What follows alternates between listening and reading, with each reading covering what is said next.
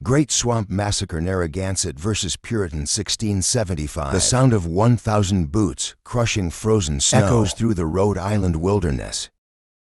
Each footstep carries death. Closer to the Narragansett fortress, flintlock muskets gleam dully in the winter light as colonial soldiers advance through the bitter afternoon of December 19, 1675. Behind them, 150 Mohican and Pequot warriors move silently, tracking the path their former enemies now used to hunt their own people. Welcome to Native Legends and History Stories. Join us as we uncover the untold stories of America's past. South Kingston, Rhode Island stands silent under a steel gray sky. The temperature has plummeted well below freezing, turning the treacherous swamp into a solid bridge of ice. Through this frozen landscape, a colonial army advances toward their target, an entrenched stronghold rising from the marsh. Cedar palisades 15 feet high form a protective wall around the settlement. Inside, thousands of men, women and children have sought shelter from both the winter and the growing conflict that has engulfed New England. At the heart of this fortress stands Sachem Condensate. His warriors have spent months reinforcing the walls with clay packed between logs, creating firing positions along the perimeter. Food stores line the interior of the fortress. Dried corn, smoked meat, and preserved fish meant to sustain his people through the bitter months ahead. What the English see as a threat, the Narragans at view as their last refuge. The roots of this confrontation stretch back 6 months, to the summer solstice on June 20th, 1675.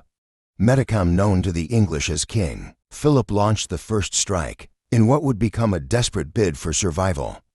As Sachem of the Wampanoag, Metacom had watched his father Massasoit's careful diplomacy crumble under the weight of colonial expansion. For generations, the Wampanoag and settlers had maintained an uneasy peace. Massasoit welcomed the English in 1620, seeing potential allies against rival tribes.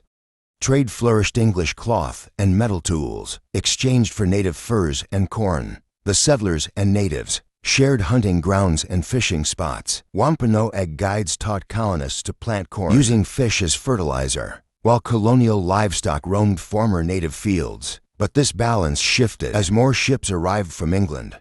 By 1662, when Metacom succeeded his father as sachem, colonial settlements had sprawled across former Wampanoag territories.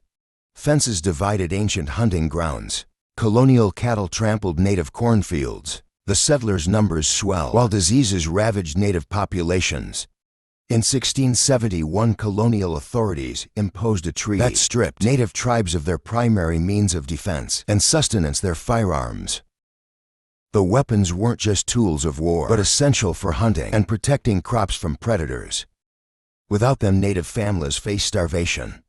The treaty demanded tribes surrender these weapons to English authorities, effectively placing them at the mercy of colonial power. Tensions finally erupted in spring 1675. Plymouth Colony hanged 3 Wampanoag men for the death of a tribal member, a matter that traditionally fell under native jurisdiction. This execution demonstrated how far colonial authority had encroached on native sovereignty. For Metacomet, it served as the final proof that peaceful coexistence had become impossible on that fateful June morning. Wampanoag warriors struck the settlement of Swans. They moved through morning mist with practiced silence, weapons ready when they emerged from the forest's edge. The attack came swift and coordinated. Houses erupted in flames, colonists fled or fell. By sunset, smoke rose from burning homesteads as survivors huddled in fortified buildings. This raid marked only the beginning. Violence spread across New England like wildfire. Wampanoag warriors struck isolated farmhouses and small settlements. Colonial militias retaliated by burning native villages and corn stores. Each side committed atrocities that fueled an escalating cycle of revenge. The New England colonies responded by drafting more men into service. Farmers and craftsmen became soldiers overnight. Colonial leaders forged alliances with rival tribes, the Mohican, Mohawk, and Pequot, who saw an opportunity to settle old scores. With the Wampanoag, the conflict scope expanded as more tribes chose sides or attempted to remain neutral.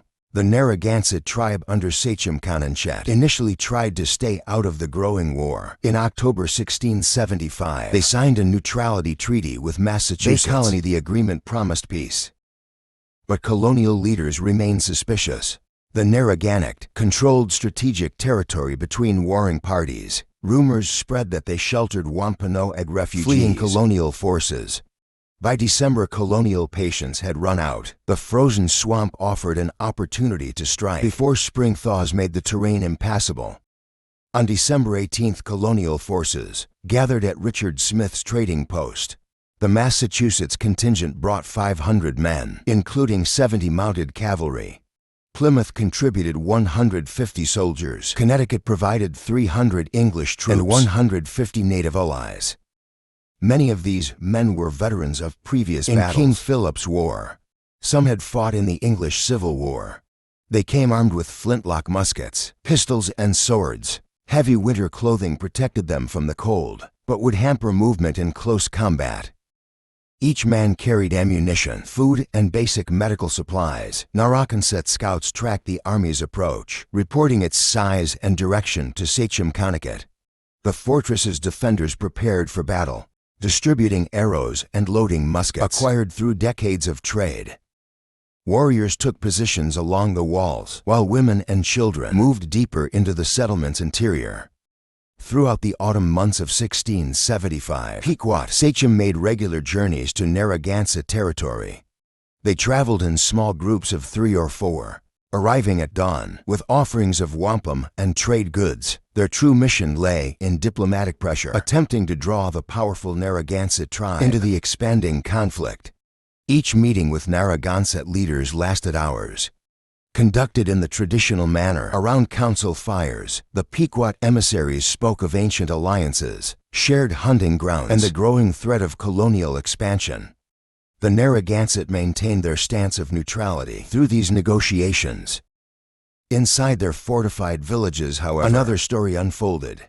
Wampanoag refugees arrived in small groups, women carrying children, elderly supported by younger family members, warriors bearing wounds from recent battles.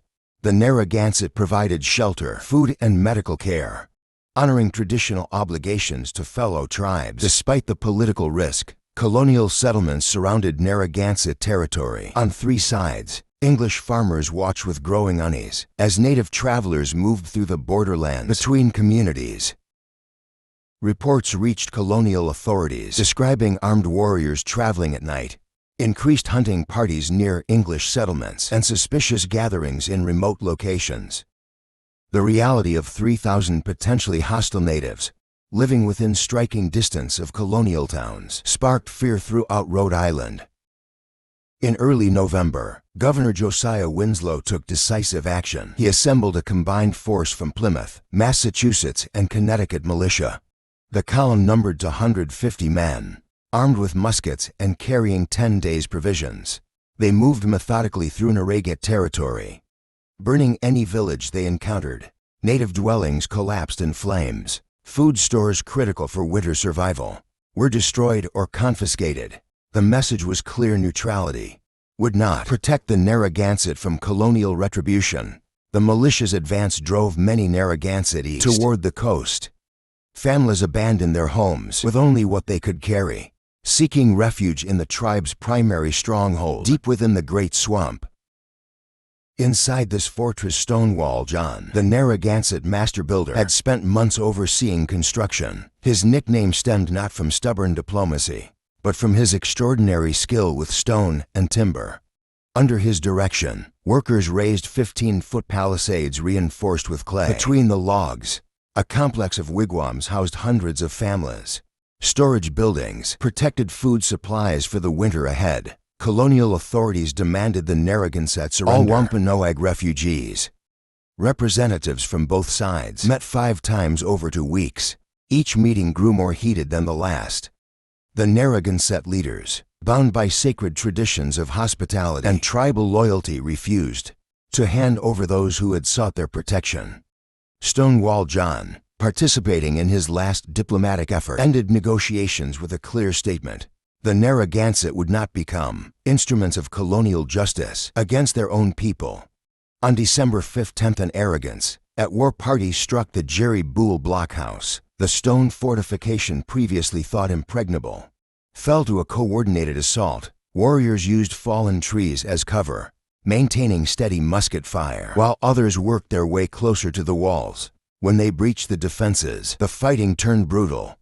All 15 colonial defenders died in the close-quarter combat. The Narragansett seized weapons, ammunition, and supplies before disappearing back into the winter forest. The weather turned bitter as December 18th dawned.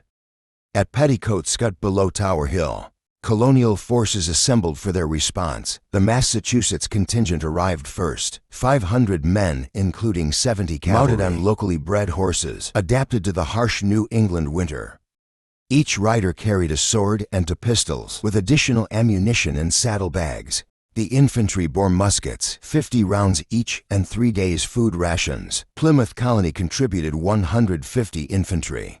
Many veterans of earlier battles against the Wampanoag. The Connecticut forces brought 300 colonial troops, plus 150 Pequot and Mohegan auxiliaries. These native allies proved invaluable as scouts and trackers. They read signs invisible to English eyes. Broken twigs displaced stones. Scattered ashes from campfires that revealed the location of Narragansett. At movements, the combined force moved through Richard Smith's trading post, using its harbor to stockpile supplies. The post, normally a site of peaceful commerce between colonists and natives, now served as a staging ground for war. Barrels of powder and lead shot were unloaded from small boats. Wagons carried dried beef, hardtack, and other provisions that could sustain men in winter conditions. These weren't untrained farmers playing at soldiers. Many had fought in previous engagements during King Philip's War, learning harsh lessons about native warfare. Others brought combat experience from the English Civil War, where they'd learned disciplined volley fire and cavalry tactics. They moved with the confidence of professional soldiers, maintaining formation even through difficult terrain. Narragansett scouts tracked the Army's every move. Runners carried reports to the swamp fortress, detailed accounts of troop numbers, weapons, and supplies. The scouts noted the presence of Pequot and Mohican trackers, recognizing the threat.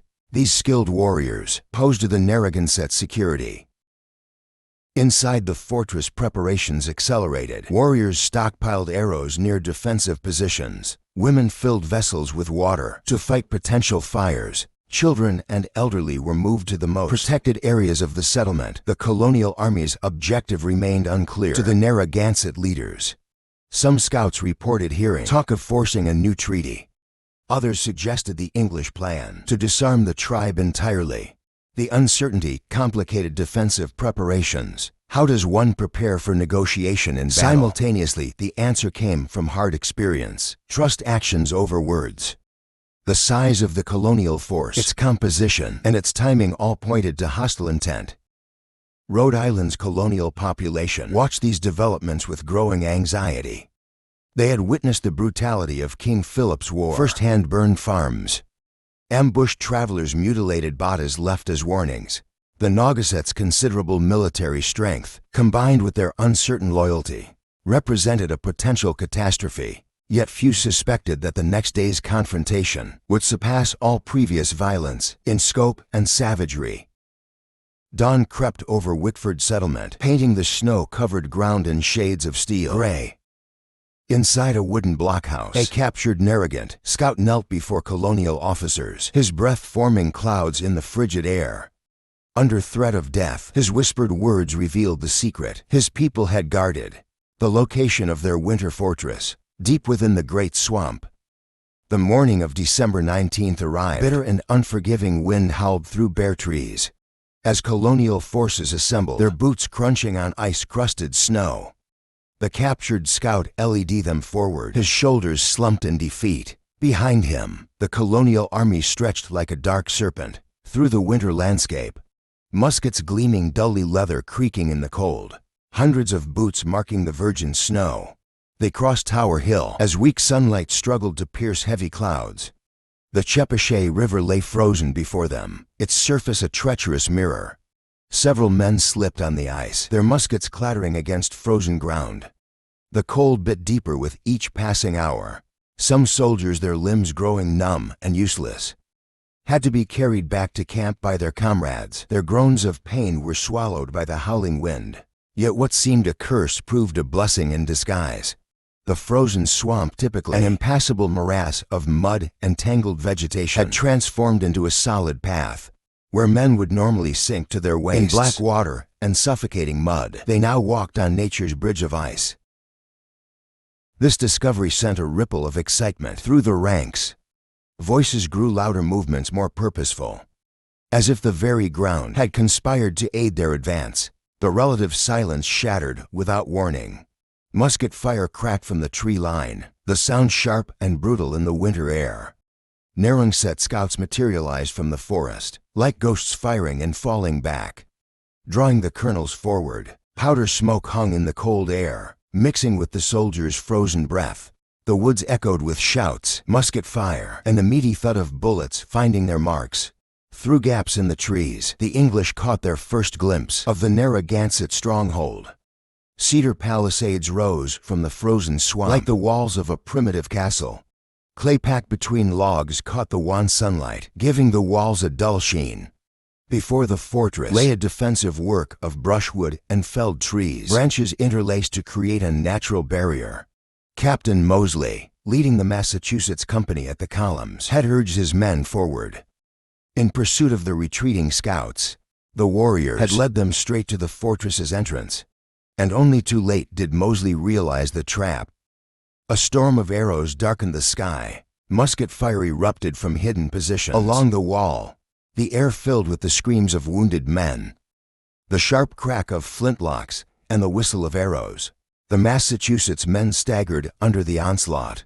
Bodies fell in the blood-stained snow. Those still standing fired wildly at the walls, their shots splintering wood but finding few targets. The Narragansett warriors, firing from protected positions, displayed deadly accuracy. Each shot found its mark with terrible precision. Mosley, a veteran of previous engagements, found himself the focus of intense fire. Later he would tell Governor Winslow how he counted 50 warriors taking aim at him throughout the battle. The Massachusetts company wavered, then broke, retreating into the swamp. Their boots slipped on ice, now slick with blood, leaving crimson trails in the pristine snow. Governor Winslow, watching the Massachusetts line crumble, bellowed orders through the chaos. The Connecticut troops surged forward, their feet pounding across the frozen ground. Their target, a narrow gap in the fortress wall. That appeared to be its weakest point. As they advanced, the defending warriors adjusted their fire. Bullets and arrows carved deadly patterns through the attacking ranks. A massive fallen oak lay before the fortress entrance, its bare branches reaching toward the attackers like skeletal fingers. Colonial troops swarmed over it like ants, boots finding purchase on frost-covered bark. The tree meant as a barrier, instead became a bridge into hell. Inside the palisades, the battle transformed into a maze of chaos. Smoke from muskets mixed with frozen breath between closely packed wigwams. The sounds changed, the sharp crack of firearms giving way to screams, and the meaty thud of close combat. Colonial officers shouted above the din, ordering soldiers to set the native dwellings ablaze. Flames licked up the sides of bark-covered homes, hungry tongues devouring the dry winter materials. Thick black smoke billowed into the cold air as fire spread from structure to structure. The heat drove families into the bitter cold, mothers clutching children, elders stumbling through the snow. They emerged from smoke only to face leveled muskets. The reports echoed across the fortress as bodies fell, steam rising from blood-stained snow. The tide turned when the distinctive pop and flash of Narragansett muskets grew sporadic, then ceased entirely. Their powder stores had run dry. The silence that followed felt heavier than the previous chaos. Warriors drew knives and war clubs, knowing what the lack of ammunition meant for their people as dusk approached. Shadows lengthened across ground, now churned with blood and snow. Colonial leaders argued beside bodies of fallen comrades. Some wanted to withdraw to camp outside until dawn. Others, remembering the bitter cold that had already claimed lives, pushed for a final solution. The decision came as darkness fell. Fire would finish what bullets had started. The fortress transformed into an inferno. Flames roared into the night sky, painting clouds orange and red. The heat became so intense, it melted the surrounding snow, creating a moat of steam and slush inside. The fire moved like a living thing, jumping from wigwam to wigwam. Storage buildings filled with winter food burst into flames, corn and dried meat feeding the conflagration. Screams pierced the roar of the flames as those trapped inside faced an impossible choice: burn or run into enemy gunfire. The fire's glow revealed fleeing figures, silhouetted against the flames. Most of the warriors had already retreated into the forest. Knowing the battle was lost, now women, children, and elderly tried to follow, many falling to colonial bullets. Before reaching the tree line, the English withdrawal began.